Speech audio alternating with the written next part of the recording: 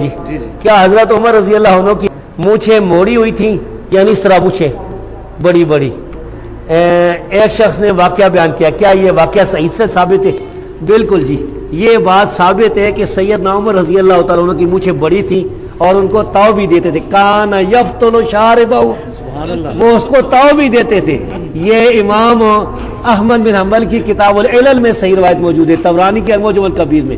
لیکن ساتھ ہی یہ بھی ثابت ہے کہ عبداللہ بن عمر رضی اللہ تعالیٰ مونچھیں اتنی کتراتے تھے کہ جسم نظر آتا تھا۔ نبی کریم صلی اللہ علیہ وسلم نے مونچھوں کو کٹوانے کا حکم دیا ہے۔ اب بہتر یہ ہے کہ مونچھیں کٹائی جائیں، بالکل نہ ہو۔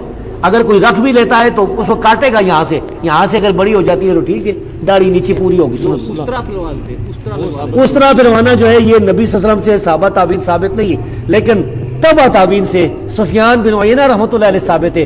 بہتر یہ ہے کہ اس طرح نہ پھرائی جائے، مشین پھرائی جائے۔ مسلم میں تو نہیں آتا یہ؟ ہاں جی نہیں، مسلم میں نہیں آتا، کیونکہ سفیان بن عیینہ مکہ کے جو بڑے محدث تھے ان سے یہ ثابت ہے۔